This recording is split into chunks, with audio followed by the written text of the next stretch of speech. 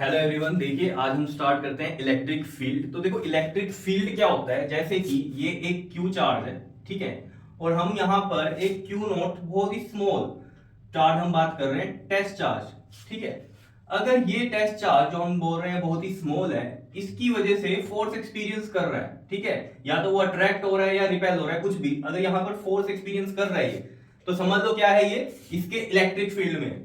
जैसे कि मान लो ये इसका इलेक्ट्रिक फील्ड है, मान लो ये इस तरीके से मान लो आप, ठीक है, क्लियर, ये इसका क्या है, इलेक्ट्रिक फील्ड है। तो अगर ये क्यू नॉट इस यहां पर कहीं पर भी होगा तो ये वाला प्लस है, तो ये वाला क्यू नॉट हमेशा क्या होता है, जो टेस्ट चार्ज हम लेके चलते हैं वो प्लस ही होता है, ठीक है, लेकिन बहुत ही स्मॉल वैल्यू होती है। क्यों होती है स्मॉल वैल्यू? की इसका कोई असर इस पर ना पड़े, क्लियर है, इस वजह से हम स्मॉल चार्ज लेकर चलते हैं। तो यहां पर हम ये बात कर रहे हैं क्या, ये वाले चार्ज का इलेक्ट्रिक फील्ड है ये।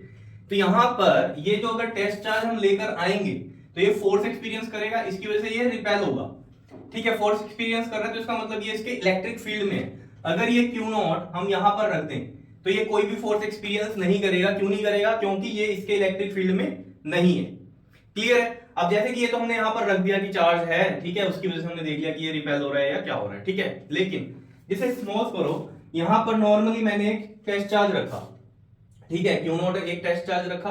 अब अगर ये यहां पर रिपेल हो रहा है, रिपेल कह रहे हैं या हम कहते हैं कि कोई भी इस पे फोर्स लग रही है, ठीक है, जैसे मान लो हमने कहा कि ये इधर ऐसे फोर्स लग रही है इस पे, ठीक है, तो हम समझ जाएंगे कि इसके आसपास क्या है, इलेक्ट्रिक फील्ड है, तभी इस पे क्या लगी है, फोर्स लगी है, यानी कि कोई दूसरा चार्ज भी पड़ा है, तो हम समझ जाएंगे कि यहां पर कहीं पॉजिटिव चार्ज पड़ा है जिसकी वजह से ये इधर रिपेल हुआ है। या फिर ये भी हो सकता है कि इस साइड कोई माइनस का क्यू चार्ज पड़ा है जिसकी वजह से ये अट्रैक्ट हुआ है, कुछ भी हो सकता है, लेकिन इससे हमें ये जरूर पता चल जाएगा टेस्ट चार्ज से, अगर इस पे कोई फोर्स लगी हुई है तो हमें क्या पता चलेगा कि यहां पर इसके आसपास क्या है, कुछ इलेक्ट्रिक फील्ड है। क्या इतनी बात समझ में आई? तो देखो डेफिनेशन को समझो जरा, क्या है डेफिनेशन, देखो इलेक्ट्रिक फील्ड की क्या लिखी है हमने, the space around the test charge, जो स्पेस है टेस्ट चार्ज के अराउंड, टेस्ट चार्ज कौन सा है, ये वाला टेस्ट चार्ज है, ठीक है, space around the test charge in which it experience a force is known as electric field. अब देखो इसकी डेफिनेशन है क्या, कि जो टेस्ट चार्ज है उसके अराउंड जो स्पेस है, अगर उसमें वो क्या करता है, फोर्स एक्सपीरियंस करता है, तो वो क्या है, वहां पर क्या है, इलेक्ट्रिक फील्ड है। कई बार बच्चे इसको ये समझ लेते हैं कि ये वाला चार्ज है तो इसके अराउंड स्पेस है, ठीक है, वो बात सही है कि यहाँ ये चार्ज है और इसका इलेक्ट्रिक फील्ड है, लेकिन डेफिनेशन क्या है कि अगर यहाँ कहीं क्यू नॉट चार्ज पड़ा है तो हम बोल रहे हैं कि इसके अराउंड जो स्पेस है, अगर यहाँ पर ये क्या कर रहा है, फोर्स एक्सपीरियंस कर रहा है, तो मतलब क्या, यहाँ पर इलेक्ट्रिक फील्ड है, यही बोल रहा है, space around the test charge in which it experience a force is known as the electric field.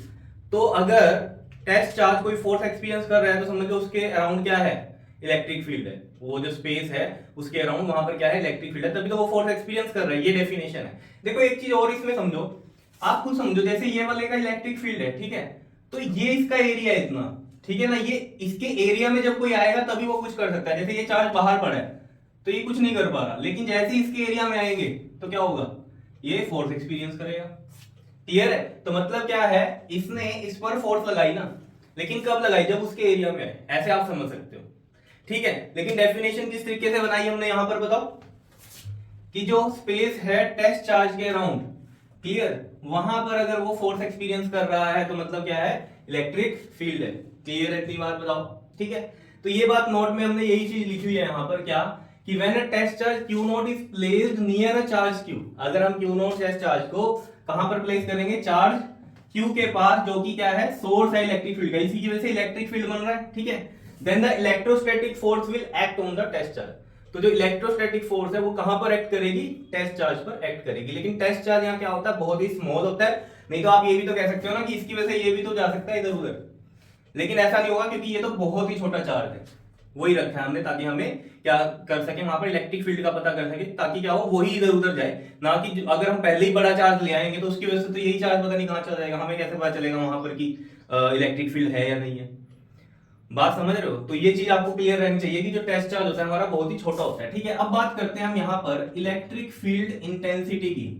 देखो इलेक्ट्रिक फील्ड इंटेंसिटी क्या होती है, इंटेंसिटी का मतलब है स्ट्रेंथ, इलेक्ट्रिक फील्ड कहीं पर ज्यादा हो सकता है कहीं पर कम हो सकता है, लेकिन अगर हम मैग्नीट्यूड की टर्म्स में बात करें, मैग्नीट्यूड तो पता है ना, कोई न्यूमेरिक वैल्यू, इसकी टर्म में बात करें तो स्ट्रेंथ कहां ज्यादा होगी कहां कम होगी, कितनी कम कितनी ज्यादा, वो वाली बात है, ठीक है। तो वो हमें कैसे पता चलती है, इलेक्ट्रिक फील्ड इंटेंसिटी, जैसे लाइट इंटेंसिटी होती है ना, इंटेंसिटी ज्यादा तो आप कहते हो लाइट बहुत ज्यादा है, इंटेंसिटी कम है तो लाइट कम है, तो वो वाली बात है। तो यहां पर भी वही है, इलेक्ट्रिक फील्ड इंटेंसिटी मतलब क्या है, स्ट्रेंथ की बात हो रही है किसके, इलेक्ट्रिक फील्ड के, ठीक है। तो जो इलेक्ट्रिक फील्ड होता है आपके पास, ठीक है, वो होता है force per unit test charge होता है।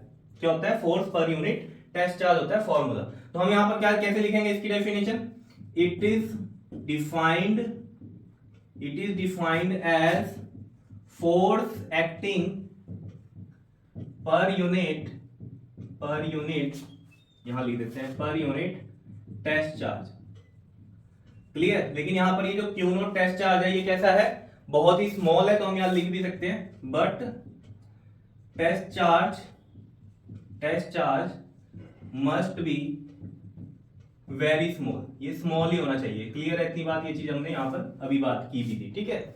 और देखो फोर्स की डायरेक्शन होती है कुछ, जैसे हमने कहा ये पॉजिटिव है और ये तो हमेशा टेस्ट चार्ज पॉजिटिव होता है, तो इसकी वजह से ये इधर रिपेल होगा। तो फोर्स की जो डायरेक्शन होती है वही किसकी डायरेक्शन होती है, इलेक्ट्रिक फील्ड की भी डायरेक्शन होती है, ये चीज आपको ध्यान में रहनी चाहिए, ठीक है। तो फोर्स एक वेक्टर क्वांटिटी थी क्योंकि इसकी डायरेक्शन थी, तो इलेक्ट्रिक फील्ड भी क्या है, एक वेक्टर क्वांटिटी है क्योंकि इसकी भी डायरेक्शन है, तो हम यहां लिख देंगे it is a vector quantity. कैसी है ये क्वांटिटी, वेक्टर क्वांटिटी है। और एसआई यूनिट क्या है इसके, एंड एसआई यूनिट इज क्या होंगे बताओ, फोर्स के न्यूटन है, चार्ज के क्या होते हैं आपके पास, कूलम, तो न्यूटन पर कूलम आ गए, ठीक है। यहां से इसकी हम डायमेंशन भी बता सकते हैं, डायमेंशन कैसे बताओगे बताओ, डायमेंशंस देखो जी, ई के लिए हमें डायमेंशन बनानी है, ये आपको पता है ब्रैकेट्स होती है, ठीक है। देखो फोर्स के जो डायमेंशन होते हैं वो आपको पता है एम एल टी माइनस 2 होते हैं, एम एल टी माइनस 2 होते हैं, ठीक है। जिसको नहीं पता ये कि कैसे आया, वो 11th क्लास का जो आपका चैप्टर 2 है यूनिट्स एंड मेजरमेंट, उसमें जाके देख लो डायमेंशन कैसे की हुई है, ठीक है। जिसको नहीं पता मैं थोड़ा सा बताता हूँ। देखो फोर्स का क्या होता है, मास इनटू एक्सेलरेशन फॉर्मूला होता है, एम के डायमेंशन एम होंगे मास के, मतलब एक्सेलरेशन का फॉर्मूला क्या होता है बताओ, एक्सेलरेशन का फॉर्मूला होता है चेंज इन वेलोसिटी अपॉन में टाइम, और चेंज इन वेलोसिटी यानी कि वेलोसिटी का फॉर्मूला क्या होता है, डिस्प्लेसमेंट अपॉन में टाइम। तो नीचे दो बार टाइम आ गया, ये वाला टाइम, और वेलोसिटी का डिस्प्लेसमेंट अपॉन में टाइम। तो डिस्प्लेसमेंट ये होता है एल, दो बार टी आ गया, टी की पावर 2, तो यानी कि एल टी माइनस 2 आ गया, ठीक है। तो यहां पर हम लिखेंगे एक्सेलरेशन के एल टी माइनस 2, क्लियर है। अपॉन में नहीं सॉरी, ठीक है। तो ये क्या आ गया आपके पास, फोर्स के आ गए dimensions M L T minus 2, तो वही लिखे हमने यहाँ पर, ठीक है। यहाँ अपॉन में लिखेंगे चार्ज के जो डायमेंशंस थे, अगर आपको याद हो वो क्या लिखे थे हमने, ए टी लिखे थे, तो हम ए टी कर देते हैं यहाँ पर, ए टी, क्लियर है। अब इसको देखो सोल्व करो, m सिंगल है, m की पावर 1, l भी सिंगल है, ठीक है। अब t के ले लो, -2 है और ये 1 है, 1 ऊपर जाके -1, तो -2 -1 कितना हो गया, -3 हो गया, और a भी जब ऊपर जाएगा तो ये -1 हो जाएगा, इस तरीके से, ठीक है जी। ये इसके आ गए डायमेंशंस, बताओ कोई दिक्कत इसमें आया समझ में कैसे किया, ठीक है, सिंपल है। अब यहां पर हम एक फिजिकल सिग्निफिकेंस देखते हैं इसका, वो क्या होता है, देखो मैं यहां कर देता हूं, ये नोट कर लेना इतना सारा, ठीक है। फिर उसके बाद नीचे यहां पर ही लिखना है आपको, तो ठीक है, यहां पर लिखता हूं मैं फिजिकल सिग्निफिकेंस। देखो ऑफलाइन क्लास में क्या होता है ना, जैसे मैं यहां पर लिख रहा हूं तो बच्चे क्या करते हैं, यहां पर ही लाइन मार के लिख देते हैं, ऐसे नहीं करना होता, ठीक है ना। अगर मैं आपको बोल ही रहा हूं कि यहां पर जगह नहीं है इतनी, ठीक है, तो मैंने साइड में कर दिया, लेकिन आप तो कॉपी में ऐसे ही लिखोगे ना, कहीं होते हैं कि ऐसे जैसे मैंने लिखा है ऐसे ही लिखना शुरू कर देते हैं, तो आप मत करना ऐसे। फिजिकल सिग्निफिकेंस क्या है, फिजिकल सिग्निफिकेंस देखो, हमें पता है E का फॉर्मूला क्या है, F अपॉन में क्यू नोट, है ना, ये है।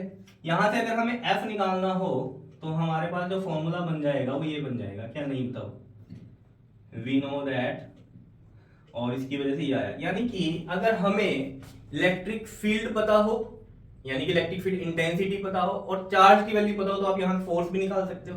तो ये थोड़ा सा इसका हमें पता चल गया कि फिजिकल सिग्निफिकेंस क्या होगा, ठीक है। तो मैं यहाँ पर लिख देता हूँ, सो if we know the electric field, if we know the value of electric field intensity, ऐसे लिख रहा हूं मैं EFI से, ठीक है, electric field intensity and charge, then we calculate the force, clear है इतनी बात, बताओ ये चीज समझ में आ गई, ठीक है जी। तो ये करो नोट जरा, उसके बाद हम बात करते हैं electric field intensity due to a point charge, पहले इसको करो नोट जरा।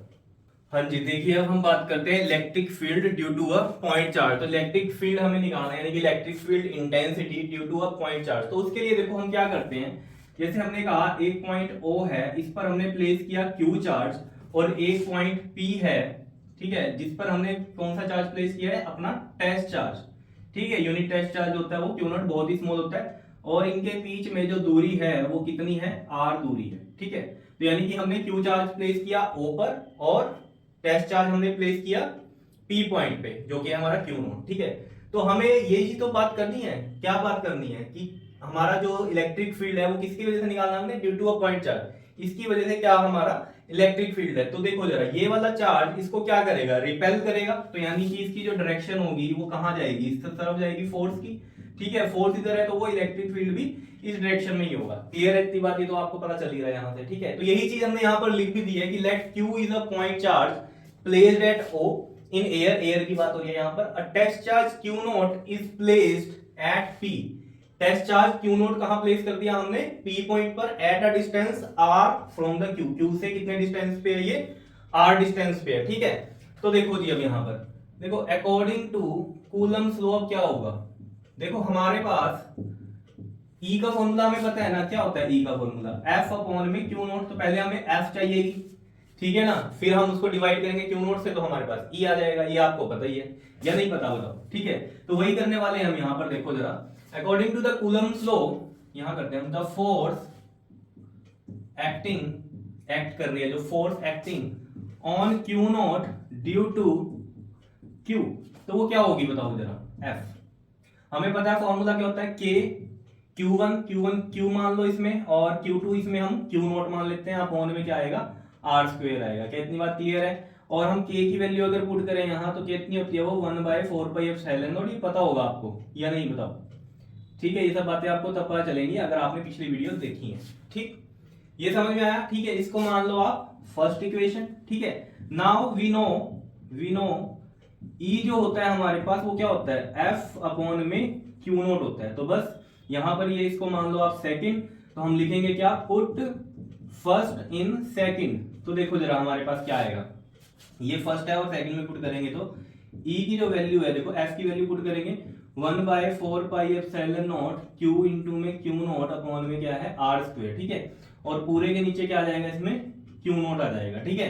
तो ये Q नॉट कहां जाएगा, देखो यहां पर हम इसको ऐसे करते हैं ना, देखो वैसे तो मैं इसको डायरेक्ट यहां लिख सकता था, लेकिन आपको समझाने के लिए देखो यहां पर क्या है, इसके नीचे 1 मान लो। तो देखो ये आपको पता है कैसे जाता है, 1 अपॉन में 4πε0 Q नॉट अपॉन में R स्क्वायर इंटू में ये 1 ऊपर चल जाएगा और ये Q नॉट यहां आ जाएगा। ऐसे ही करते हैं ना हम, देखो अगर आपको याद हो 2/3 है और उसको डिवाइड कर रहे हैं 4/5 से, तो हम कैसे लिखते थे, 2/3 इंटू में ये 5 ऊपर जाता था, ये 4 इस तरीके से। बताओ आया समझ में, ठीक है। तो ये चीजें आपको पता होनी चाहिए, छोटी छोटी चीजें हैं, ठीक है। तो मैं डायरेक्ट भी लिख सकता था ये Q नोट, ये पूरी लिख के यहाँ Q नोट लिख सकता था, लेकिन जिनको नहीं समझ में आ रहा है उनके लिए किया ये, ठीक है। तो यहाँ से देखो जरा E की वैल्यू जो होगी आपके पास वो क्या आ जाएगी, यहाँ से देखो, यहाँ लिख दूं, दिखाई दे रहा है ये E की वैल्यू आएगी आपके पास 1 अपॉन में 4πε0 Q अपॉन में R स्क्वायर, ठीक है। इसको मैं ऐसे भी लिख सकता हूँ, और E इक्वल टू में K Q अपॉन में R स्क्वायर भी लिख सकता हूँ, कोई दिक्कत नहीं है, ठीक है। बताओ जी समझ में आ रहा है, 1/4πε0 को हमने क्या लिख दिया, K से लिख दिया, ठीक है। साथ में इसमें अगर आपने क्या करना है, वेक्टर की फॉर्म में इसको लिखना है, तो हम कैसे करेंगे, देखो यहां पर एक यूनिट वेक्टर लगा दो डायरेक्शन के लिए, बस इतनी बात है और कुछ नहीं है, ठीक है। कर सकते हैं ये चीज इस तरीके से, बताओ, बिल्कुल ईजी है। तो यहां पर हम इसकी डायरेक्शन अगर बताएं, ठीक है, देखो ये तो पता चल गया ना, आप कोई K भी लिख सकते हो, तो मैं ये हटा रहा हूं यहां से आपके नोट्स के लिए सिर्फ, ठीक है। जो चीज नोट्स में लिखनी है वही चीज यहाँ पर लिख रहे हैं, ठीक है। पता होना चाहिए कहीं पर अगर E इक्वल टू में K Q अपॉन में R स्क्वायर आ जाए तो ये समझ में आना चाहिए आपको कि क्या मतलब है, ठीक है। एक चीज यहाँ पर देखो, इसकी डायरेक्शन अगर हमें बतानी हो इलेक्ट्रिक फील्ड की, तो हम यहाँ लिख सकते हैं क्या, अलोंग OP, ये भी मैं लिख भी दूंगा यहाँ पर, ठीक है। देखो E में आपको याद रखना है यहाँ चार्ज Q कौन सा आया, जिसकी वजह से हम देख रहे हैं इलेक्ट्रिक फील्ड, जिस पर फोर्स लग रही है उस वो वाला चार्ज नहीं आया यहाँ पर E में। चार्ज कौन सा आया, जिसकी वजह से लग रही है। तो ये भी आपको याद रखना चाहिए डायरेक्ट E में। कई बच्चों को कंफ्यूजन होती है, कई बार वो Q नोट लिख देते हैं, यहाँ नहीं, Q नोट नहीं होगा, जिस चार्ज की वजह से इस पे फोर्स लग रही है वो वाला चार्ज हमें यहाँ पर रखना होता है। डायरेक्ट हमें जब E की वैल्यू रखनी है तब की बात कर रहा हूँ, ठीक है। पहले तो आपको यहाँ से पता चली जाएगा कि Q नोट से Q नोट तो घट गया तो Q ही बचेगा। बताओ समझ में आया? तो मैं ये वाली बात यहाँ पर लिख देता हूँ। तो ये देखो, ये मैंने यहाँ पर लिख दिया, द डायरेक्शन ऑफ ई यानी कि electric field intensity is along the line joining O and P. देखो लाइन ज्वाइन कर रही है ओ एंड पी, ठीक है। जो डायरेक्शन होगी इलेक्ट्रिक फील्ड की वो कहाँ होगी? जो लाइन ज्वाइन कर रही है ओपी को उसी पे होगी, ठीक है। लेकिन कैसी होगी? Pointing away from the Q if Q is positive. अगर क्यू पॉजिटिव है तो अवे होगी, और अगर क्यू नेगेटिव है तो वो क्या होगी? टुवर्ड्स द क्यू होगी। क्यों होगी? क्योंकि देखो अगर ये नेगेटिव होता चार्ज तो यहाँ पर फोर्स ऐसे ना लगती, बताओ, या नहीं होती? इलेक्ट्रिक फील्ड की डायरेक्शन भी यही होती, टुवर्ड द क्यू, ठीक है। लेकिन यहाँ भी पॉजिटिव की बात है तो ये हम बात कर रहे थे यहाँ पर, ठीक है। तो ये लिख रखा है line joining O and P pointing away from Q if Q is positive and towards to Q if Q is negative, अगर नेगेटिव हुआ। बताओ जी समझ में आया ये? ठीक है। तो यहाँ पर ये इलेक्ट्रिक फील्ड की वैल्यू आई हमारे पास, जैसे कि हमने फोर्स की निकाली थी। तो आपके पास फोर्स का जो फॉर्मूला होता है वो क्या होता है? 1/4πε0 Q1 Q2 अपॉन में R स्क्वायर। और इलेक्ट्रिक फील्ड का क्या फॉर्मूला हो गया? 1/4πε0 Q अपॉन में R स्क्वायर। क्लियर है? यहां पर भी याद रखना आप क्या, कि Q चाहे प्लस हो चाहे माइनस हो, ये मोड में ही चलते हैं यहाँ भी। तो ये भी किस में होगा? मोड में ही होगा, चाहे वो माइनस का भी हो। सिर्फ और सिर्फ डायरेक्शन में फर्क पड़ जाता है, ठीक है। जैसे हमने कहा ये अलोंग ओपी में हम क्या लिख सकते थे इसमें, बताओ? Away from the Q. ये चीज इसलिए यहां पर लिख दी हमने, ठीक है। लेकिन अगर यहाँ नेगेटिव होता चार्ज तो आंसर तो यही आता है इलेक्ट्रिक फील्ड का। लेकिन यहाँ पर क्या जाता है आपके पास, बताओ? टुवर्ड्स अलोंग द ओपी, लेकिन कैसे हो जाता? Towards the Q. क्लियर है इतनी बात? बताओ, ये चीज आपको ध्यान में रहनी चाहिए। क्लियर है इतनी? बताओ। या फिर हम इसमें ऐसे भी लिख सकते थे अलोंग पीओ, पी से ओ आ रही है ना, तो अगर नेगेटिव चार्ज के लिए लिखते ना तो हम लिखते थे अलोंग पीओ, पी से ओ की तरफ। अभी ओपी है तो ओ से पी की तरफ इलेक्ट्रिक फील्ड। और जब हम लिखते किसका, अगर नेगेटिव चार्ज होता तो यहां लिखते अलोंग पीओ, पी से ओ की तरफ। क्लियर है? ये चीज याद रहेगी या नहीं? बताओ, करो इसे नोट। फिर हम बात करते हैं जैसे आपके पास ग्रुप ऑफ चार्जेस हो, उसकी वजह से इलेक्ट्रिक फील्ड हमें निकालना है, ठीक है, क्यू नोट पे। तो क्या होगा टेस्ट चार्ज पे, मतलब, ठीक है। जैसे कि हम सुपरपोजिशन प्रिंसिपल में करते थे, कूलम्स लॉ के बाद हमने जो सुपरपोजिशन प्रिंसिपल किया था फोर्सेस के लिए, वहां पर क्या किया था? उनका वेक्टर सम कर दिया था, कि किसी एक चार्ज पे सभी चार्जेस में से जो फोर्सेस लग रही है उनका क्या कर दिया था हमने? वेक्टर सम कर दिया था। तो यहां पर भी वही होगा कि अगर हमारे पास नंबर ऑफ चार्जेस हैं तो हम उनको क्या करेंगे? वेक्टर सम कर देंगे सभी इलेक्ट्रिक फील्ड का। देखो कैसे करते हैं वो हम देखेंगे, पहले से नोट करो जरा। देखिए अब बात करते हैं electric field due to the group of charges. देखो ग्रुप ऑफ चार्जेस का मतलब क्या है? जैसे हमने कहा ये एक टेस्ट चार्ज है क्यू नोट, ठीक है, और यहाँ पर एक Q1 पड़ा है, मान लीजिए यहाँ एक Q2 पड़ा है, और यहाँ पर एक Q3 है। इस तरीके से समझो, ठीक है। और ऐसे नंबर ऑफ चार्जेस हैं, ठीक है, कितने भी हो सकते हैं। देखो हमें पता है अगर ये Q1 चार्ज है तो ये इसकी लाइन ये ज्वाइन होगी, ठीक है, इसकी वजह से ये इधर जाएगा, यानी कि इसका भी इलेक्ट्रिक फील्ड इधर ही होगा, ठीक है। अगर हम इलेक्ट्रिक फील्ड की टर्म्स में बात कर रहे हैं, जो डायरेक्शन फोर्स की होगी वही किसकी होगी? इलेक्ट्रिक फील्ड की होगी, ठीक है। अगर ये हमारे पास Q2 चार्ज है यहाँ पर, ठीक है, और इसकी ये लाइन ज्वाइन हो रही है यहाँ, ठीक है, तो ये इस तरीके से फोर्स लगेगी इस पे, तो यहाँ पर हो गया E2। क्लियर? ये E1 था, वो E2 हो गया, ठीक है। इस Q3 की वजह से देखो इनकी भी लाइन ज्वाइन करो इस तरीके से, और लाइन ज्वाइन पे ही क्या होती है? फोर्स एक्ट करती है इस तरीके से यहाँ पर, और यही डायरेक्शन किसकी होगी? इलेक्ट्रिक फील्ड की होगी। तो ये हमने E3 बना दिया, ठीक है। ऐसे नंबर ऑफ चार्जेस हो सकते हैं। क्लियर है? जैसे मान लो एक और चार्ज हमने ले लिया, मान लो ऐसे करते हुए Qn ले लिया, ठीक है, तो ये Qn चार्ज भी जो होगा इसकी वजह से भी इलेक्ट्रिक फील्ड इधर ही जाएगा। क्यों? क्योंकि ये इसको इधर रिपेल करेगा, फोर्स इधर लग रही है, तो इलेक्ट्रिक फील्ड भी इधर ही होगा। क्या इतनी बात क्लियर है? बताओ, ये समझ में आया? वैसा ही लग रहा है कुछ कुछ, जैसे कि हमने सुपरपोजिशन प्रिंसिपल फोर्सेस के लिए किया था। वहां पर किसी एक चार्ज पे और जितने भी चार्जेस हैं उनकी वजह से हमने फोर्स निकाली थी, ठीक है। यहाँ पर हम क्या कर रहे हैं? एक टेस्ट चार्ज के ऊपर क्या कर रहे हैं? दूसरे चार्जेस की वजह से इलेक्ट्रिक फील्ड हम निकाल रहे हैं, तो क्या होगा? तो हमें इतनी बात पता है, जैसे वहां वेक्टर सम था, यहाँ पर भी क्या होगा? इंडिविजुअल चार्जेस की वजह से जो भी इलेक्ट्रिक फील्ड आया उनका वेक्टर सम कर दो तो टोटल इलेक्ट्रिक फील्ड आ जाएगा यहाँ पर क्यू नॉट के ऊपर, ठीक है। तो देखो जरा यही हमने लिख रखा है, if there are number of stationary charges, number of stationary charges हैं, तो जो नेट इलेक्ट्रिक फील्ड इंटेंसिटी है at a point is the vector sum of the individual electric field due to the each charge. तो जो electric field intensity है किसी point पर, जैसे हमने यहाँ क्यू नॉट जहां रखा है उस पर निकाल रहे हैं, is the vector sum of the individual electric field due to the each charge. अब यहाँ पर इसमें पॉइंट ही क्यों कहां इसको, ठीक है, देखो ये पॉइंट O पे हमने निकाली।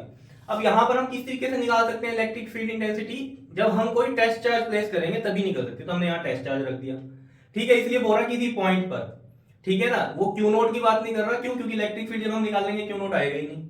वो अलग बात है, आता कैसे था कि फोर्स निकालते थे, फिर क्यू नॉट से डिवाइड होता था, क्यू नॉट से क्यू नॉट कट जाता था। लेकिन डायरेक्ट इलेक्ट्रिक फील्ड में ये वाले चार्जेस आएंगे, ये मैंने आपको बताया था। जिस चार्ज पे लग रहा होता है फोर्स या इलेक्ट्रिक फील्ड की डायरेक्शन हम जिस पे निकाल रहे होते हैं, वो नहीं लेना होता चार्ज जिसकी वजह से सब कुछ हो रहा है, वो वाले चार्जेस लेते हैं इलेक्ट्रिक फील्ड इंटेंसिटी में, जो भी मैंने पहले बताया था आपको। ठीक है, तो यहां पर भी क्या होगा आपके पास, देखो ये चीज अगर हमारे पास है तो हमारे पास पता ही है कि नेट इलेक्ट्रिक फील्ड क्या होगा, E1 का वेक्टर प्लस में E2 वेक्टर प्लस में E3 vector and up to En, कितने भी चार्जेस हैं उसी के लिए। अगर 5 होता तो यहाँ 5 आ जाता, तो यानी कि E4 भी आता बीच में। अगर यहाँ 10 होता तो कितने आते बीच में, 4 5 6 7 8 9 10 तक चलता है। ठीक है, ये मतलब होता है यहाँ। ठीक, तो यहाँ अगर हम E1 की बात करेंगे तो देख लो डायरेक्ट हम निकाल सकते हैं फॉर्मूले से 1/4 पाई एप्सिलॉन नॉट। E1 के लिए कौन सा था चार्ज, Q1 था, और उसका डिस्टेंस कितना हो जाएगा, ये वाला R1 लेंगे हम। ठीक है, तो ये R1 का स्क्वायर और साथ में R1 कैप लिखेंगे। क्लियर है। ऐसे ही E2 की बात करेंगे 1/4 पाई एप्सिलॉन नॉट, यहाँ आ जाएगा Q2 और ये वाला डिस्टेंस हो जाएगा R2 स्क्वायर और यूनिट वेक्टर R2 कैप हो जाएगा फॉर द डायरेक्शन। तो ये Q2 था ना, तो ये R2 हो गया, Q3 के लिए ये R3 हो जाएगा और Qn के लिए ये Rn हो जाएगा। ठीक है, सिमिलरली आप E3 के लिए कर दो, E3 के लिए भी यही आएगा 1/4 pi epsilon not Q3 upon में R3 का स्क्वायर और ये R3 कैप। ऐसे सॉल्व करते हुए n नंबर ऑफ चार्जेस के लिए En क्या आ जाएगा 1/4 pi epsilon not Qn Rn का स्क्वायर और यहाँ पर आ जाएगा Rn कैप। बताओ कोई दिक्कत इसमें। अब क्या करना है हमें, यहाँ पर कर लेते हैं। देखो E था हमारे पास ये E1 E2 E3 up to En। देखो अब जब इन सबको ऐड करोगे आप तो ये चीज 1/4 पाई एप्सिलॉन नॉट वाली सब में कॉमन है, वो मैं बाहर रख दूंगा इस तरीके से 1/4 पाई एप्सिलॉन नॉट। बताओ अंदर क्या बचेगा इसका, ये वाला पार्ट, समझ रहे हो ना। इन सबको मैं लिख देता अगर एक लाइन में तो 1/4 पाई एप्सिलॉन नॉट कॉमन ले लेता। जब इसको प्लस इसको प्लस इसको प्लस सबको प्लस करता तो 1/4 पाई एप्सिलॉन नॉट ऐसे कॉमन ले लेता। कर सकते हैं ना ऐसे। और यहां से क्या बचता, देखो पहले वाले में से बचता Q1 R1 का स्क्वायर R1 कैप प्लस में अगले में बचता Q2 अपॉन में R2 का square Rn cap R2 cap plus में अगले में क्या आता है आपके पास Q3 अपॉन में R3 का स्क्वायर और R3 cap and up to En वाला लिखते ना हम, तो यहां पर आ जाता है Qn Rn का स्क्वायर और Rn कैप। बताओ जी समझ में आया। ये था हमारे पास n नंबर ऑफ चार्जेस है, या हम बोल सकते हैं ग्रुप ऑफ चार्जेस है। तो उसके लिए इलेक्ट्रिक फील्ड कैसे निकलता है, इन सब का वेक्टर सम। और ये सब क्वेश्चन भी वैसे ही होने हैं जैसे अगर आपको याद हो वेक्टर सम में हमने सुपरपोजिशन प्रिंसिपल के किए थे पीछे फोर्सेस के लिए, तो इसमें भी यही होगा। वेक्टर सम में अगर हमारे पास इलेक्ट्रिक फील्ड सेम डायरेक्शन में है, ये E1 है ये वाला E2 है मान लो, तो हम कैसे लिखते हैं इनका E1 प्लस में E2। ठीक है ना, नेट इलेक्ट्रिक फील्ड। लेकिन अगर एक इधर है और एक इधर है तो कैसे लिखोगे, जो भी बड़ा होगा वो पहले लिख देंगे और माइनस में E2। या सिंपल अभी के लिए ये याद रखो, अगर दो डायरेक्शन है अपोजिट वाली है तो एक प्लस में और दूसरा माइनस में लिखते हैं।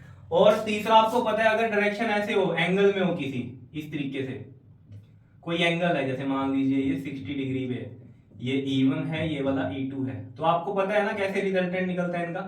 क्या करते हो, पैरेललोग्राम इस तरीके से बनता है ना, parallelogram law of vector addition के अकॉर्डिंग इस तरीके से निकलता है। ठीक है, तो उसमें फॉर्मूला क्या होता है आपके पास, E1 का स्क्वायर प्लस में E2 का square plus 2E1 E2 cos theta, यही होता है या नहीं बताओ।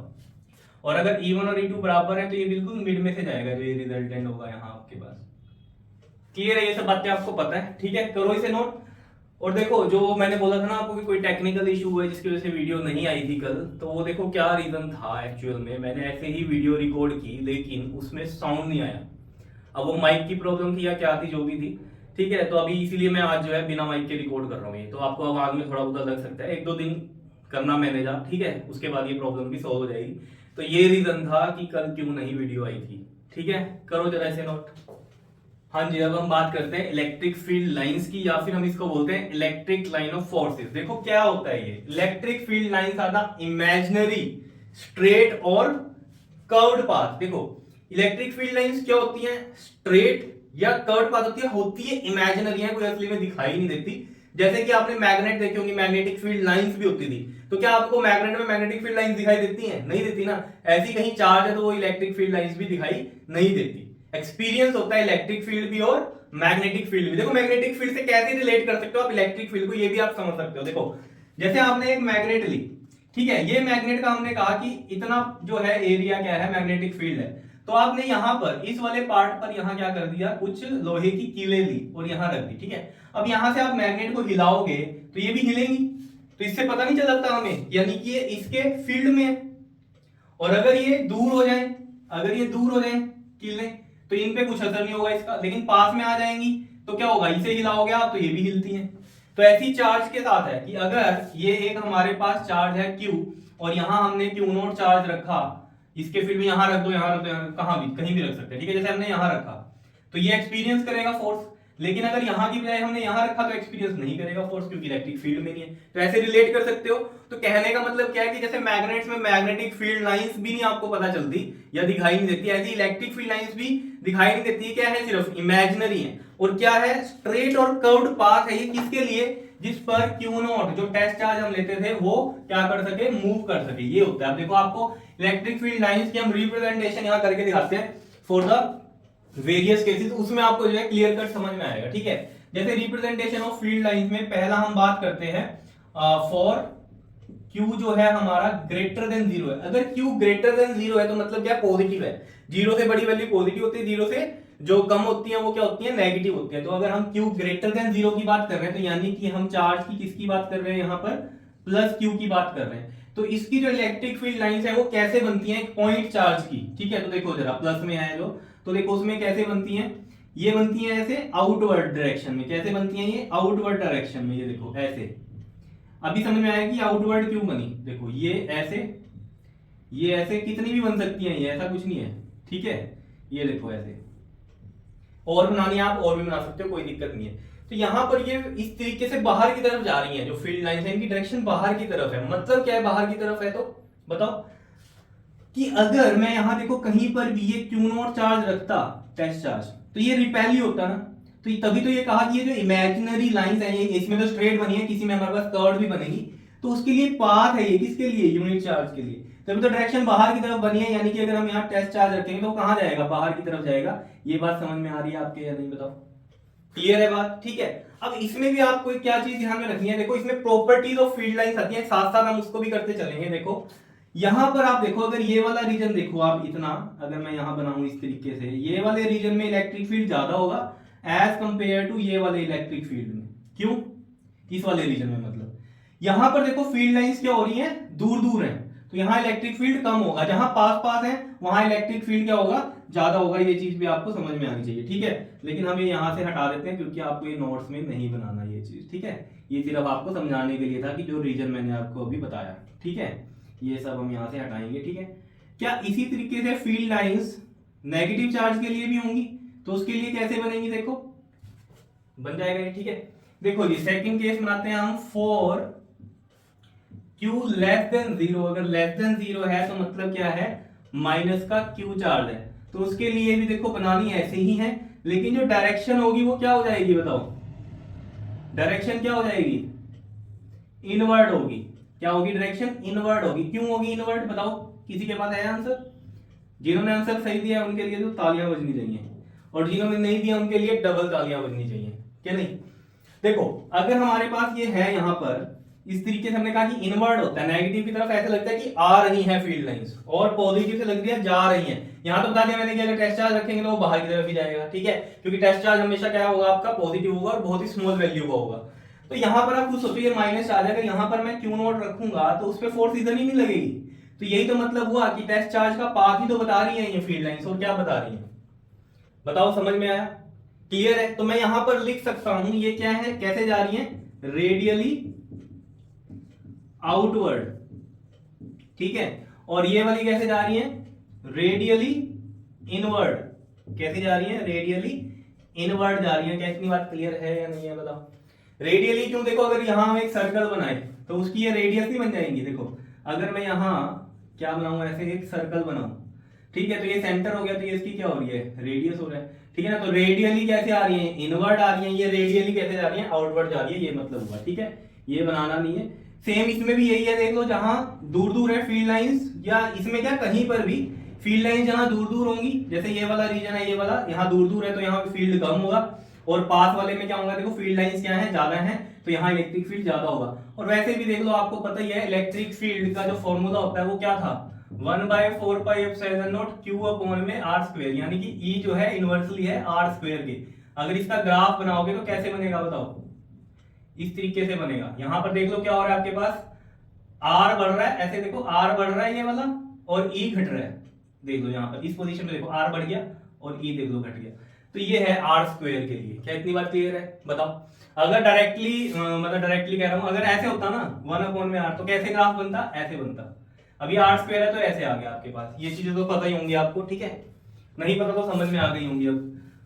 तो ये चीज भी आपको यहाँ से क्लियर हो रही है कि डिस्टेंस जो ये हमारा चार्ज है, यहाँ से डिस्टेंस देख लो कम है तो फील्ड ज्यादा है, और डिस्टेंस बढ़ गया तो फील्ड क्या हो गया, कम हो गया। कोई भी केस है यहाँ पर, ठीक है। अब हम बात करते हैं इसमें थर्ड केस की, फॉर अ डाइपोल या फिर हम क्या बोलेंगे, unlike charges, for unlike charges. देखो ये डाइपोल वाली कहानी हम नेक्स्ट वीडियो में करेंगे, लेकिन अभी के लिए समझ लो जहां क्या है, दो चार्जेस है, उनको हम क्या बोलते हैं, डाइपोल, यानी कि दो चार्जेस भी कौन से, अपोजिट पोलैरिटी के। जैसे कि हम मैग्नेट्स में करते थे, मैग्नेट्स में याद है आपको, हम कहते थे बार मैग्नेट है हमेशा डाइपोल ही बनते हैं, एक नॉर्थ बनता है एक साउथ बनता है, इनको कट भी कर लो तब भी क्या होता है आपके पास, एक नॉर्थ बनता है एक साउथ बनता है, ऐसे ही कहते थे हम डाइपोल। तो वही कहानी यहाँ पर है कि यहाँ पर एक पॉजिटिव चार्ज सेम मैग्नीट्यूड के और एक नेगेटिव चार्ज, जैसे प्लस क्यू और एक माइनस क्यू, तो वो क्या बनाते हैं आपके पास बताओ, डाइपोल बोल देते हैं उसको हम यहाँ पर, ठीक है। बाद में डिस्कस करेंगे, अभी इनकी पर्टिकुलर एक दूरी की भी हम बात करते हैं डाइपोल में, ठीक है, लेकिन वो डिस्कस अगले लेक्चर में करेंगे। यहाँ समझ लो डाइपोल क्या मतलब कह रहा है, अनलाइक चार्जेस और सेम मैग्नीट्यूड के। तो देखो जैसे हम कह रहे हैं यहाँ पर एक है आपके पास प्लस क्यू और एक क्या है माइनस का क्यू है, ठीक है। अब देखो इसमें क्या होगा, देखो प्लस से माइनस की तरफ जाती हुई दिखाई देती हैं आपको जो ये है फील्ड लाइंस। क्यों दिखाई देती हैं, क्योंकि देखो पॉजिटिव से कैसे जा रही थी, बाहर की तरफ, और नेगेटिव पे अंदर की तरफ, मतलब पॉजिटिव से जा रही हैं और नेगेटिव पे आ रही हैं। तो यहाँ पर भी यही होगा, पॉजिटिव से जा रही है नेगेटिव पे आ रही हैं, ठीक है। और यहाँ पर भी देखो ये इस तरीके से कर्व्ड बन जाती हैं। कैसे बनती हैं ये, कर्व्ड, क्लियर है, ठीक है। और जैसे जैसे दूर जाएंगे ये क्या हो जाएंगी, इनकी ये दूरी भी बढ़ती जाएगी, ठीक है, क्लियर है। ऐसे नीचे बना दो, क्लियर, इस तरीके से आपको ये बनानी है फील्ड लाइंस, ठीक, ऐसे, ठीक है। अब देखो यहां से जाएंगी ये ऐसे और ऐसे। अभी हो क्या रहा है इनमें, ये आगे क्यों नहीं गई, अब यहां पर क्या हो गया, दूरी ज्यादा होगी, तो ये यहां पर इतना भी नहीं इनके अंदर स्ट्रेंथ रहेगी इससे मिल सके। इधर से भी ये लगेगा ऐसे कि ये आ रही है, क्या हो रही है, यहां पर आ रही है ऐसे, ठीक है, लेकिन ये इधर नहीं जा सकती। क्यों, क्योंकि डिस्टेंस ज्यादा हो गया तो ये इनकी स्ट्रेंथ कम होगी, तो ये मिल भी नहीं रही है प्रॉपर। आ रही है बात समझ में? यहां पर भी देख लो ये क्या है, कर्व्ड पाथ आ गया। अब यहां पर भी मतलब क्या है कि अगर हम क्यू नोट रखेंगे तो उसका ये पाथ है। क्या इतनी बात क्लियर है या नहीं है बताओ, कोई दिक्कत बताओ, कोई थोड़ा सा भी अगर आपको इसमें डाउट है तो बताओ, कमेंट कर देना जिनको डाउट है, ठीक है। फिर क्या करना, मैं क्या कर सकता हूँ उस केस में बताओ, जब आप डाउट लिखोगे तो बताओ। तो आप या तो मुझे व्हाट्सएप पे कर दिया करो मैसेज, जिसको कुछ भी समझ में नहीं आता व्हाट्सएप कर दिया करो, ठीक है, या हम कभी लाइव आएंगे अगर, ठीक है, तो वहां कमेंट करना, तो हम साथ के साथ वो डाउट जो है सोल्व करेंगे, ठीक। चलो यहाँ पर ये बात क्लियर हुई आपकी, ठीक है। ये कुछ आपको लग रहा है कि जैसे मैग्नेट में करते थे हम, मैग्नेट में करते थे, अगर ये यहाँ पर आपको दिखाई दे रहा है, ये नॉर्थ और ये साउथ दिखाई दे रहा है, ये इधर से, यहाँ पर भी तो ऐसे ही होता था, आपको याद हो, नॉर्थ से कैसे जाती थी बताओ, नॉर्थ से कैसे जाती थी, इस तरीके से नॉर्थ से साउथ जाती थी मैग्नेटिक फील्ड लाइंस, ऐसी तो बनती थी उसमें भी सेम, या नहीं बताओ, और ऐसे ऐसे ऐसे, ठीक है, यहां ऐसे ऐसे ऐसे, ये चीज, ठीक है, ऐसे बनता था वहां पर भी, अगर आपको याद हो तो। मतलब कहने का क्या है कि ये सेम सेम सा ही चल रहा है, मैग्नेटिक फील्ड वाला और इलेक्ट्रिक फील्ड वाला, ठीक है, लेकिन यहाँ थोड़ा सा एक डिफरेंस क्या है, जो अभी मैं आपको प्रॉपर्टीज ऑफ फील्ड लाइंस में बताऊंगा। क्या, देखो यहां पर अगर आप देख पा रहे हो इनमें फील्ड लाइंस में, और जो ये मैग्नेटिक फील्ड है और ये है, ठीक है, ये कहती है कॉन्टिन्यूअस तो है, क्या है, कॉन्टिन्यूअस तो है, लेकिन ये देखो प्लस से माइनस की तरफ जा रही है, लेकिन माइनस से प्लस नहीं आ रही, तो क्लोज्ड लूप नहीं बनाती। क्या नहीं बनाती, क्लोज्ड लूप फॉर्म नहीं करती। लेकिन अगर आप यहां पर देखो, ये नॉर्थ से साउथ गई, लेकिन साउथ से नॉर्थ भी आती है, ये आपको पता है, ठीक है ना, inside the magnet south to north भी आती है, तो ये कॉन्टिन्यूअस भी है, साथ में क्लोज लूप भी बनाती है। तो दोनों में डिफरेंस क्या होता है, यहाँ क्लोज लूप बनता है, इसमें क्लोज लूप नहीं बनता। दोनों है कैसी, कॉन्टिन्यूअस, लेकिन यहाँ क्लोज लूप नहीं बनता, यहाँ बनता है। ये चीज भी आपको ध्यान में रहनी चाहिए, ठीक है। करो इसे नोट, ये चीज समझ में आई होगी, ठीक है। आगे फिर 3 और रिप्रेजेंटेशंस हैं हमारे पास, उनको भी करते हैं। पहले इसे नोट करो, जरा जल्दी से नोट करो। देखिए अब हम बात करते हैं फोर्थ पॉइंट की। इसमें देखो फोर्थ पॉइंट की, for similar charges, for the similar charges. इसमें हम 2 पार्ट में चलेंगे। देखो कैसे, if Q1 is equal to Q2, same polarity के Q1 और Q2 क्या हो, मैग्नीट्यूड सेम हो, तो क्या होगा। देखो अगर हम क्या कह रहे हैं यहाँ पर, जैसे हम बात करें यहाँ, ये Q1 हो गया प्लस का और ये वाला हो गया प्लस का Q2, थोड़ा बड़ा बनाते हैं यहाँ Q2, इस तरीके से, ठीक है। अब हम यहाँ पर देखो किस तरीके से फील्ड लाइन बनाएंगे। हमें पता है पॉजिटिव ही है दोनों, तो यहाँ से भी जाती हुई दिखाई देंगी, यहाँ से भी जाती हुई दिखाई देंगी, क्योंकि प्लस से तो कैसी दिखती है, जाती हुई दिखाई देती है। लेकिन ये इंटरसेक्ट भी नहीं कर सकती एक दूसरे को, ये भी आपको ध्यान में रहना चाहिए। अभी बताऊंगा कि क्यों नहीं कर सकती। देखो अब ये होगा क्या, यहाँ पर देखो जैसे ही यहाँ आया, इसके बाद ये यहाँ से क्या हो जाएंगी, मुड़ जाएंगी, क्लियर। ये भी यहाँ से आया और ये ऐसे मुड़ जाएंगी, क्लियर है। यहाँ से ये आया ऐसे मुड़ जाएंगी, और यहाँ से ये आया इसके पास, तो यहाँ से भी ये मुड़ जाएंगी इस तरीके से। जो ये बीच वाला पार्ट होगा, यहाँ पर क्या होगा, इलेक्ट्रिक फील्ड जीरो होगा, यानी कि इन दोनों के बिल्कुल सेंटर में इलेक्ट्रिक फील्ड क्या होगा, जीरो होगा, अगर यहाँ पी पॉइंट है ये, ठीक है। बाकी सभी लाइंस क्या होंगी, इसी तरीके से बनेंगी। यहाँ पर देखो ऐसे ही बना सकते हो आप, यहाँ ये ऐसे ऐसे, ये ऐसे, ये ऐसे, ठीक है। इस तरीके से यहाँ पर क्या हो रहा है, आपके पास ये फील्ड लाइंस बन रही हैं, ठीक है। इसमें भी यही मतलब है कि टेस्ट चार्ज आप जहाँ रखोगे, ये उनका क्या बता रहे हैं, पाथ बता रहे हैं, ठीक है। इसी तरीके से क्लियर बन सकती हैं ये या नहीं, बताओ, क्लियर है। तो ऐसे आप बना सकते हो। तो यहाँ पर हम लिख देंगे कि नेट, ये जो होता है नल पॉइंट होता है, जिसके बीच में क्या है, यहाँ पर इलेक्ट्रिक फील्ड इंटेंसिटी जीरो है, इसको बोलते हैं नल पॉइंट। देखो ये चीज आप वैसे भी समझ सकते हो, जैसे मैंने न्यूमेरिकल आपको बताया था सिस्टम इज इन इक्विलिब्रियम वाले, तो वहां पर भी किया था कि अगर 2 चार्ज हैं, ठीक है, प्लस के, ठीक है, तो जो थर्ड चार्ज है वो कहाँ आएगा, इनके बीच में ही आता है। ये चीज बताई थी मैंने आपको, बताओ। वो अलग बात है कि किस पोलैरिटी का होता है, लेकिन ये चीज बताई थी। क्यों, क्योंकि यहाँ पर ये देखो, ये इसको क्या करता है, इधर रिपेल, ये वाला इसको इधर रिपेल करता है। अगर हम प्लस की बात कर रहे हैं, वैसे तो कंसेप्ट क्या है, माइनस का होता है। ये चीज आपको पता है, क्योंकि हमें तीनों के लिए देखना होता है कि इक्विलिब्रियम में है या नहीं है। लेकिन हम नॉर्मली यहाँ इसकी बात कर रहे हैं, तो ये फोर्सेज ऐसे जा रही हैं, ठीक है। तो यहाँ पर क्या हो जाता था, नेट फोर्स जीरो आती थी इक्वल फोर्सेस की वजह से, ठीक है। तो उसकी वजह से इलेक्ट्रिक फील्ड भी, मतलब ये क्या होंगे, फोर्सेस की डायरेक्शन है वही इलेक्ट्रिक फील्ड की डायरेक्शन है, तो वो जीरो हो जाता है, क्लियर है। वही कंसेप्ट है यहाँ पर भी इसी तरीके का, ठीक है। अभी देखो दूसरा आपको समझ में आएगा। देखो अगर हम क्या कह रहे हैं इसमें, सेकंड पार्ट में, इसके सेकंड पार्ट में, इफ Q1 जो है हमारा वो ग्रेटर हो जाए Q2 से। देखो यहाँ अगर चाहे माइनस भी होता, ठीक है ना, अगर ये माइनस भी होते चार्ज, तो बस ये डायरेक्शन क्या हो जाती, अंदर की तरफ हो जाती इनकी, बस बनते ही ऐसे ही। क्लियर है इतनी बात या नहीं। इस चीज को ऐसे समझ सकते हो, पॉजिटिव पॉजिटिव को रिपेल करते हैं, तो यहाँ आके क्या होगी, ये रिपेल होगी। माइनस माइनस होते तो वो भी क्या करती, रिपेल ही करती इस तरीके से। लेकिन वो जो डायरेक्शन इनकी वो कैसी आती है, अंदर की तरफ आती है। ये चीज आपको ध्यान में रखनी है, ठीक है। तो देखो अगर हम इसके लिए बनाएंगे, देखो यहाँ पर ये है Q1, ठीक है, और ये है हमारा Q2, ठीक। यहां पर आपको ये देखना है कि जो बड़ा चार्ज है, ठीक है, वो वाली फील्ड लाइन जरा आगे तक जाएंगी और ये वाली थोड़ी कम आगे तक आएंगी। देखो इस तरीके से मैं कह रहा हूं, ये ऐसे ऐसे। यहां पर जो नल पॉइंट है वो शिफ्ट हो जाएगा स्मॉल चार्ज की तरफ, जहां पर इलेक्ट्रिक फील्ड क्या होगा, जीरो होगा। ये पी पॉइंट है अगर हमारा, क्लियर है इतनी बात। और डायरेक्शन यही बनेगी इसमें, बाहर की तरफ, ठीक है। बस यहाँ पर कहानी क्या है कि जो नल पॉइंट है जहां पर इलेक्ट्रिक फील्ड जीरो है, वो कहां शिफ्ट होगा, स्मॉलर चार्ज की तरफ। और यही मैंने आपको बातें बताई थी किसमें, सिस्टम इज इन इक्विलिब्रियम के अंदर, अगर आपको याद हो। देखो वहां भी ऐसे ही किया था, क्या किया था कि एक है Q चार्ज और एक है मान लीजिए 4Q चार्ज और एक है Q चार्ज। तो मैंने आपको कहा था कि अगर पोलैरिटी सेम है तो बीच में ही आएगा चार्ज, तो अपोजिट पोलैरिटी होती है तो वो साइडों में जाता है, ये तो आपको पता ही है। तो सेम पोलैरिटी है, लेकिन ये बड़ा चार्ज है, तो हमने क्या कहा था कि छोटे चार्ज की तरफ वो शिफ्ट होता है चार्ज, जो हमें थर्ड चार्ज रखना होता है, क्योंकि वहीं पर ही जो है सिस्टम इक्विलिब्रियम में होगा। क्यों होगा, क्योंकि यहाँ फोर्स क्या होगी, जीरो होगी। अगर यहाँ फोर्स जीरो है तो इलेक्ट्रिक फील्ड भी जीरो है, तो वही कहानी यहाँ पर भी है। क्लियर हो रही होगी बातें या नहीं, बताओ, ठीक है। चलो जी नेक्स्ट चलते हैं हम, लास्ट इसमें हमारा fifth, uniform electric field. Uniform electric field क्या होता है, यूनिफॉर्म इलेक्ट्रिक फील्ड क्या होता है, जहां पर इलेक्ट्रिक फील्ड लाइंस क्या होती हैं, पैरेलल होती हैं और इक्विडिस्टेंट होती हैं। इसका मतलब क्या होता है कि यहाँ सब में क्या है, इलेक्ट्रिक फील्ड सेम है किसी भी पॉइंट पे, यहाँ पर यहाँ पर यहाँ पर यहाँ पर सभी में। क्योंकि मैंने आपको बोला था जहां पर फील्ड लाइंस कंजस्टेड होती है वहां इलेक्ट्रिक फील्ड ज्यादा होता है, जहां दूर दूर होती है वहां इलेक्ट्रिक फील्ड कम होता है, ये मतलब होता है। लेकिन यहाँ तो सेम ही डिस्टेंस है इनका एक दूसरे से, तो यहाँ यानी कि इलेक्ट्रिक फील्ड क्या है, सेम है ना, कम है ना ज्यादा है, तो इसको हम क्या बोलते हैं, यूनिफॉर्म इलेक्ट्रिक फील्ड। क्लियर है, इसे नोट करो जरा, यहाँ पर मैं लिख देता हूँ इनकी बातें। ये देखो, ये मैंने यहाँ पर लिख दिया है, देखो इसके लिए लिख दिया here P is a neutral point that is at P पर क्या है, net electric field is 0 and it is at the centre of Q1 Q2, Q1 Q2 के क्या है, ये सेंटर पर है। क्या इतनी बात क्लियर है? यहाँ पर इसके लिए लिख दिया कि न्यूट्रल पॉइंट शिफ्ट कहाँ हो रहा है, toward the charge Q2 of smaller magnitude. क्या इतनी बात क्लियर है या नहीं है, बताओ, समझ में आया? ठीक है।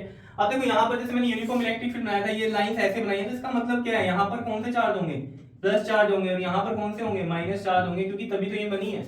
क्यों बनी है, प्लस से ही तो माइनस की तरफ जाती है, ये चीज हमें पता है। जब मैंने डाइपोल के लिए बनाया था तो प्लस से माइनस की तरफ ही तो जा रही थी। क्यों बनाई थी, प्लस से जाती हुई दिखती है, माइनस पर आती हुई दिखती है, तो यहाँ से आपको लग रहा होगा कि डायरेक्शन ऐसे है, तो यानी कि प्लस से तो जाती हुई दिखती है, तो इधर माइनस होगा, उस पर आती हुई दिखती है, तो ये चीज हो रही है, तो इस तरीके से वहां चार्ज होगा। क्या इतनी बात क्लियर है? करो इसको नोट, फिर हम बात करते हैं properties of electric field lines की। करो जरा इनको नोट पहले। हाँ जी, अब देखिए properties of electric field lines. देखो जो भी हमने बनाया था ना, रिप्रेजेंटेशन करी थी, उसी के ऊपर है प्रॉपर्टीज की। तो देखो जरा, पहली क्या है, कहता है it starts from positive charge and terminate at negative charge. अगर आपको याद हो, डाइपोल वाले हमने बनाए थे, एक प्लस चार्ज था, एक माइनस चार्ज था, तो कैसे किया था हमने, ऐसे प्लस से माइनस की तरफ जाती है ये, ठीक है ना। क्यों जाती है बताओ? क्योंकि आपने जब पॉइंट चार्ज के बारे में बनाया था, यहाँ पर जब पॉइंट चार्ज के बारे में बनाया था, तो कैसी फील्ड लाइंस बनाई थी आपने, बाहर जाती हुई दिखाई थी, और नेगेटिव के लिए कैसी बनाई थी बताओ, अंदर आती हुई बनाई थी, ठीक है ना। तो यानी कि ये चीज आपको पता है, प्लस से जाती हुई दिखती है और माइनस पर आती हुई दिखती है, यानी कि प्लस से कहां जा रही है फिर, यानी कि वो माइनस पे जा रही है। तो ये क्या है, फिर स्टार्ट होती है पॉजिटिव से और टर्मिनेट होती है नेगेटिव पे। यह बात आपको क्लियर होगी होगी यहाँ पर। तो नेक्स्ट हम बात करते हैं कि इलेक्ट्रिक फील्ड लाइंस कैसी है, कॉन्टिन्यूस है but do not form the closed loop. जैसे मैंने आपको पहले भी बताया, जहां डाइपोल के बारे में बताया था, और वहां मैग्नेट के लिए भी हमने मैग्नेटिक फील्ड लाइंस बनाई थी, याद आया? बताओ, बाहर मैग्नेट के लिए मैग्नेटिक फील्ड लाइंस बनाई थी, तो वहां मैंने आपको डिस्कस की थी ये बात। तो यहां पर भी देखो, अगर हम बात करें इसमें भी, तो ये इस तरीके से बन जाएंगे, ठीक है। तो यहां पर भी ये क्या है कॉन्टिन्यूस, ठीक है। कोई ब्रेक तो नहीं आपको इसके अंदर दिख रहा है कि ब्रेक हो रही हो, ठीक है। तो है तो ये कैसी, कॉन्टिन्यूस ही है, लेकिन क्लोज्ड लूप नहीं बनाती। क्यों नहीं बनाती? क्योंकि देखो पॉजिटिव से नेगेटिव तो गई, नेगेटिव से पॉजिटिव नहीं आई। अगर हम बात करें एक मैग्नेट की, तो वहां पर क्या होता है, आपके पास कॉन्टिन्यूस भी है और क्लोज लूप भी बनाती है। देखो जैसे ये गई आपके पास ऐसे, ठीक, अपना नॉर्थ से साउथ गई, लेकिन हमें पता है साउथ टू नॉर्थ भी जाती है इनसाइड द मैग्नेट, तो ये क्लोज लूप बना रही है। क्लियर है? ये वाली भी गई होगी इस तरीके से, यहां से ऐसे, ये क्लोज लूप बनाती है। लेकिन इलेक्ट्रिक फील्ड लाइंस क्या होती हैं, क्लोज लूप नहीं बनाती। कॉन्टिन्यूस वो भी होती है, मैग्नेटिक फील्ड लाइंस भी कॉन्टिन्यूस होती हैं, लेकिन magnetic field lines close loop बनाती हैं, लेकिन electric field lines close loop नहीं बनाती। ये बात आपको क्लियर हो गई होगी यहां से, बताओ कोई दिक्कत? नेक्स्ट क्या कहता है, the tangent to the electric field lines gives the direction of electric field. ये मतलब क्या हुआ, देखो जैसे हमारे पास ये एक, देखो इसमें तो हमें कोई जरूरत नहीं है, इस वाले में तो कि डायरेक्शन हमें पता यही होगी, ठीक है। लेकिन जैसे एक कर्व्ड पाथ है, इसमें इस पर्टिकुलर पॉइंट की हमें बात करनी है, अगर कि यहाँ पर डायरेक्शन ऑफ इलेक्ट्रिक फील्ड क्या होगी, तो हम क्या करेंगे, यहाँ पर एक टेंजेंट ड्रॉ करेंगे, इस पर्टिकुलर पॉइंट पे ये डायरेक्शन होगी इलेक्ट्रिक फील्ड की। जैसे आप या तो क्लास 10th में ऐसे सर्कल बनाते थे, सर्कल पे टेंजेंट डालते थे ये इस पर्टिकुलर पॉइंट के लिए, तो वो वाली बात है, ठीक है। टेंजेंट्स ऐसे डलते हैं, तो टेंजेंट डल के क्या बता देते हैं हमें, वो डायरेक्शन बता देते हैं इलेक्ट्रिक फील्ड की। क्लियर? फोर्थ पॉइंट पे आ जाओ, क्या कहता है, इलेक्ट्रिक फील्ड नेवर इंटरसेक्ट। ये बड़ा इंपॉर्टेंट पॉइंट है, ठीक है, ये आपसे अलग से पूछ भी लेता है पेपर में। तो electric field lines never intersect. Never intersect क्यों? जैसे मान लो ये दो लाइन मैंने आपको बनाई है ऐसे, ठीक है, इनकी डायरेक्शन देखो ये हो गई, ठीक है। इस पर्टिकुलर पॉइंट पे अगर हम बात करें, अगर हम यहाँ पर टेंजेंट बनाएंगे इस लाइन के लिए, तो इसके लिए ये बनेगा टेंजेंट, और इसके लिए ये बनेगा। समझ रहे हो? मतलब यहां से ये बना टेंजेंट, और इस वाली लाइन के लिए ये बना। तो एक ही पॉइंट के दो डायरेक्शन तो नहीं हो सकते ना। क्या आप एक ही टाइम में दो दो डायरेक्शन में चल सकते हो? ये तो नहीं हो सकता ना। तो वही चीज यहाँ पे हो रही है, समझ रहे हो? एक ही पॉइंट की दो डायरेक्शन नहीं हो सकती। तो ये चीज आपको यहाँ पर बना भी लेना चाहिए, नोट्स में भी बना लेना, ठीक है, ऐसे, ठीक है। ये पर्टिकुलर पी पॉइंट है, ठीक है, इस पे टेंजेंट डाला तो ऐसे डाला, इस पे डाला तो ये डाला, ठीक है। क्लियर है? ये मान लीजिए E1 है, ये वाला E2 है, तो यहाँ पर ये दो डायरेक्शन है which is not possible. Clear है? नेक्स्ट पे आ जाओ जी, चलो। In the region of strong electric field, lines are very close to each other, whereas in the region of weak electric field, lines are far. ये भी आपको पता है, ये मैंने आपको बताया था। कैसे? देखो यहां पर बनाओ, देखो जैसे ये बना, ये बना और ये बना, यहाँ पर अगर हम बात करें, और बना दो ये, अगर दिखाई दे रहा है तो ठीक है, इस तरीके से, ठीक है। यहाँ पर क्या हो गई है देख लो, कंजस्टेड होगी। यहाँ पर इसका मतलब क्या होता है, डेंसिटी ऑफ लाइंस, ठीक है ना। डेंसिटी क्या हम बोल सकते हैं, electric field lines per unit area. Per unit area कैसे, जैसे मान लो यहाँ एक रीजन बनाया, यहाँ एक रीजन बनाया, इतना ही, तो इसमें देख लो कितनी लाइंस आ गई, इसमें 2 ही आई, ये चीज आप समझ सकते हो। तो अगर यहाँ पर हम कहें कि ये ए पॉइंट है, ये बी पॉइंट है, तो यहाँ पर हम बोल सकते हैं कि EB जो है वो ग्रेटर होगा EA से, क्योंकि यहाँ इलेक्ट्रिक फील्ड लाइंस ज्यादा है, और ज्यादा का मतलब क्या है कि यहाँ क्लोज पड़ी है, और यहाँ पर क्या है, बहुत ही दूर दूर है। तो यहाँ पर जहां फार होंगी वहां इलेक्ट्रिक फील्ड क्या है, वीक है, और जहां क्या होंगी, क्लोज टू ईच अदर होंगी, वहां इलेक्ट्रिक फील्ड क्या है, स्ट्रॉन्ग है। यही बात यहाँ पर लिखी हुई है, ठीक है। नेक्स्ट में चलते हैं, हम क्या कहते हैं, in the region of uniform electric field they are equidistant parallel lines. ये मैंने आपको बताई भी थी अभी लास्ट में, जो रिप्रेजेंटेशन की थी हमने इलेक्ट्रिक फील्ड लाइंस की।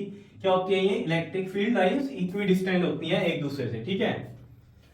नेक्स्ट सेवंथ भी इंपॉर्टेंट है point, they fall on the surface of conductor perpendicularly. Perpendicularly कैसे, देखो परपेंडिकुलरली कैसे, जैसे मान लो ये एक कंडक्टर है, ठीक है, ये कंडक्टर है, इस पे ये चार्ज है इस तरीके से, ठीक है। तो इस पे जो इलेक्ट्रिक फील्ड लाइंस जाएंगी ना, वो इस तरीके से आएंगी। अगर यहाँ माइनस चार्ज है तो फिर, अगर जैसे मान लो माइनस चार्ज है, ठीक है, तो ये ऐसे आएंगी। फॉल कैसे करती हैं ये, परपेंडिकुलरली करती हैं, आएंगी या जाएंगी वो चार्ज के ऊपर डिपेंड करेगा, लेकिन परपेंडिकुलरली जाएंगी, वो ऐसे नहीं जा सकती, कि वो ऐसे नहीं जा सकती यहाँ से, या जो ये नेगेटिव है तो ऐसे ना जा सकती है, ऐसे ना आ सकती है ऐसे, ठीक है। कैसे जाएंगी, परपेंडिकुलरली। क्लियर है। जैसे मान लो ये एक कंडक्टर है इस तरीके से, तो इस पर भी अगर हम बात करें तो जो इलेक्ट्रिक फील्ड लाइंस है वो ऐसे बाहर की तरफ जाएंगी जब, तो यहाँ पर वो ऐसे नहीं जा सकती, यहाँ पर परपेंडिकुलर कैसे बनेगा, ऐसे बनेगा इसका। क्लियर है, बाहर की तरफ पॉजिटिव है, क्योंकि समझ रहे होंगे बात को। तो यानी कि परपेंडिकुलरली फॉल करती है, क्योंकि देखो ना 90 डिग्री बन रहा है एंगल, यहाँ भी 90 डिग्री, यहाँ भी 90 डिग्री बनता है, ठीक है। क्लियर है इतनी बात। तो ये चीजें समझ में आई होंगी आपके, इनको नोट करो जरा। उसके बाद जरा 2 क्वेश्चन करेंगे, बड़े मजेदार क्वेश्चन है, ठीक है, उनको करते हैं। पहले इसको नोट करो जरा जल्दी से। देखो जी, ये 2 क्वेश्चन करते हैं हम यहाँ पर। देखो इन ये जो 2 क्वेश्चन है ना, अभी तक जो भी हमने पढ़ा प्रॉपर्टीज ऑफ फील्ड लाइंस में, ठीक है, वो उन पे नहीं डिपेंड करते हैं क्वेश्चन, इसलिए इंपॉर्टेंट लगते हैं, तो आपको थोड़ी सी क्लियरिटी हो जाएगी। तो देखो जरा, जैसे हमारा क्वेश्चन नंबर 1 है, इसमें आप ये चीज समझो कि जो नंबर ऑफ फील्ड लाइंस है, नंबर ऑफ फील्ड लाइंस है, देखो इस क्वेश्चन को करने से पहले आप इसका कॉन्सेप्ट समझो कि जो नंबर ऑफ फील्ड लाइंस है वो डायरेक्टली प्रोपोर्शनल होते हैं मैग्नीट्यूड ऑफ चार्ज के। मतलब जितनी ज्यादा नंबर ऑफ फील्ड लाइंस निकलेंगी, क्लियर, उसका जो मैग्नीट्यूड होगा चार्ज का वो उतना ही बड़ा होगा। जैसे कि जैसे मान लो ये एक Q1 चार्ज है, ठीक है, इस पर से ये 2 लाइनें निकल रही हैं, ठीक है, और एक Q2 चार्ज है जिस पर सर ये क्या हो रही है, आपकी 4 लाइनें निकल रही है, ठीक है। तो इसमें आपको साफ पता चलेगा कि जो Q2 है ये ग्रेटर होगा Q1 का, फील्ड लाइन ज्यादा तो यानी कि चार्ज बड़ा। क्लियर है, इतनी बात समझ में आई होगी। चलो क्वेश्चन पे आ जाओ, अगर ये चीज समझ में आ गई है, बहुत इजी था ना इसलिए करवा रहा हूँ ये, ठीक है ना, इजी ना होता, ठीक है, और कुछ ज्यादा ही चीजें आपके दिमाग में ना आती तो मैं ये ना करवाता आपको। बहुत इजी है, इसलिए कंसेप्ट को समझ लो, ठीक है, कॉम्पिटिटिव पर्पस से आपके लिए अच्छा है। तो देखो जरा यहाँ पर हमारे पास ये जो डायग्राम दिया हुआ है, इसमें हमें ये साफ दिखाई दे रहा है Q1 है एक चार्ज, Q2 है। Q1 से कितनी लाइनें जा रही हैं, देखो 3 ये हो गई, 3 ये 6, क्लियर, और यहां से कितनी जा रही है, 6 ये हो गई, 7 8 9 10 11 12 लाइनें ये हैं, ठीक है ना। मतलब 6 इधर है और 6 ये इधर जा रही है, तो मतलब Q1 से टोटल लाइनें कितनी जा रही है, Q1 से अगर हम देखें टोटल लाइनें कितनी हो गई, 12 हो गई, 3 ये और 6 ये कितनी हो गई, 12 हो गई। Q2 पे देखो कितनी लाइनें आ रही हैं, Q2 पे अगर आ रही हैं, पहली तो ये बात है ये चार्ज कैसा होगा, नेगेटिव होगा, ये चीज आपको क्लियर होनी चाहिए। यहां से जा रही हैं और Q2 पे आ रही है तो Q2 कैसा होगा, नेगेटिव होगा, पहले तो ये बात आपको क्लियर हो गई होगी। लेकिन Q2 पे अब कितनी आ रही है, देखो 3 ये ये वाली कोई नहीं, ये सिर्फ ऐसी लाइन बनाई हुई है कि इनको ज्वाइन कर रही है लाइन, ठीक है। Q2 पे कितनी है, 6, ठीक है, तो ये 6 हो गया। क्लियर है इतनी बात। तो अब यहां पर उसने बोला find the ratio of Q1 by Q2, तो देखो Q1 by Q2 करेंगे तो हम क्या करें, अभी मैंने आपको बताया number of field lines is directly proportional to the magnitude of charge. तो यहां से देखो अगर हम Q1 by Q2 करेंगे तो Q1 की है 12 और Q2 में आ रही है 6, तो 6 2 था, तो ये कितना आ रहा है, 2 आंसर आ रहा है इसका, क्या आ रहा है, 2 आंसर आ रहा है, ठीक है। तो यहाँ पर ऑप्शन में देखो ये 2 है, ये 1/2, ये -2 और ये माइनस का 1/2, तो क्या 2 सही है, नहीं, -2 वाला सही है। -2 वाला क्यों सही है, क्योंकि देखो यहाँ पर मैंने आपको बोल दिया था Q2 कैसा है, नेगेटिव है, तो यहाँ नेगेटिव लगाऊंगा तो ये -2 आ जाएगा। क्लियर है बात, क्योंकि देखो ना पॉजिटिव से जाती है और नेगेटिव पे आती है, तो ये नेगेटिव चार्ज है ना, तभी तो इसके पास आ रही है। तो ये चीज क्लियर हो गई होगी आपके। बहुत ही सिंपल है या नहीं था बताओ कंसेप्ट? कई बच्चों के अगर मन में आ रहा होगा ये फालतू का काम क्यों करवा रहे हो, तो इजी तो है यार, कर लो, अच्छा है, बढ़िया है। नेक्स्ट पे आ जाओ, देखो जी क्वेश्चन नंबर सेकंड। देखो क्वेश्चन नंबर सेकंड में आपने क्या देखना है कि जो ये फील्ड लाइंस होती है ना, कैसी होती है, ये सिमेट्रिक होती है। सिमेट्रिक होती है तो मतलब क्या है कि अगर ये क्वेश्चन मैंने लिखा है यहां पर एक लाइन जा रही है इसमें, तो दूसरी लाइन इसके जैसी ही बननी चाहिए। तो वो कैसी बनेगी, देखो इस तरीके से बनेगी, ऐसे। क्लियर बनाया इसमें हमने ये।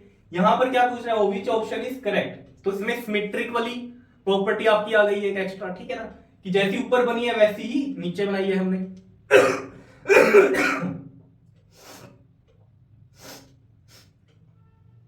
तो यहां पर क्या बोलता है आपसे, which option is correct, Q1 greater है Q2 से, या Q2 ग्रेटर है Q1 से, या Q1 इक्वल है Q2 के, या नन ऑफ अबव आ रहा है कि कुछ भी नहीं है। ठीक है, तो देखो जरा यहां पर अगर आप इसमें देखो, यहां पर जो एंगल बन रहे हैं, ये वाला जो एंगल है मान लो इसको आप अल्फा एंगल, और ये वाला एंगल मान लो आप बीटा एंगल। ठीक है, इसमें एक कंसेप्ट याद रखना, इसमें देखो एंगल कौन सा ज्यादा है, अल्फा ग्रेटर है बीटा से, तो जिसका एंगल ज्यादा है, ठीक है, वहां फील्ड लाइंस कम है, फील्ड लाइंस क्या होंगी यहां पर, कम होंगी।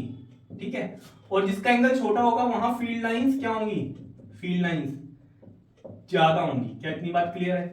तो जहां कम वहां क्या होगा, चार्ज भी क्या होगा, कम होगा, और जहां ज्यादा वहां चार्ज भी क्या होगा, ज्यादा होगा। ये भी तो बताया आपको या नहीं, बताओ।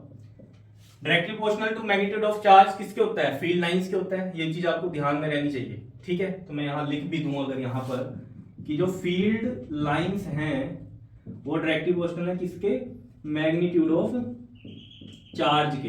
ठीक है, इसका मतलब क्या है कि अगर फील्ड लाइंस ज्यादा है तो चार्ज की वैल्यू भी ज्यादा है। तो वही चीज है, यहां देखो फील्ड लाइंस कम है तो चार्ज कम, फील्ड लाइंस ज्यादा तो चार्ज ज्यादा। अब बात को समझते हैं कि यहाँ एंगल हमारे पास जिसका बड़ा है वहां पर फील्ड लाइंस कम क्यों है। तो देखो जरा, अगर हम इस Q1 की बात कर रहे हैं, ये ऐसे निकल रही है और एक कैसे जा रही है, ये ऐसे जा रही है। ठीक है, ये एंगल बन रहा है अल्फा, तो इधर भी ऐसे ही निकलेंगी, इतने ही एंगल पे निकलेंगी। ठीक है, जितने एंगल होंगे इतने ही एंगल पे ही निकलेंगी। ठीक है, और जो Q2 है हमारा, Q2 है हमारा, उसमें देखो कैसे जा रही है, इनका एंगल कम बन रहा है। ये चीज देखो, ये एंगल क्या हो रहा है हमारा, कम बन रहा है, ये बीटा वाला। ठीक है, तो ये इधर भी जो लाइंस होंगी वो कम एंगल पे जाएंगी, ऐसे। क्लियर, ऐसे, और ये ऐसे, इस तरीके से। तो यहाँ एंगल कम है अगर, तो फील्ड लाइंस क्या होंगी, वहां ज्यादा निकल पाएंगी, बिकॉज टोटल कितना होता है 360 डिग्री।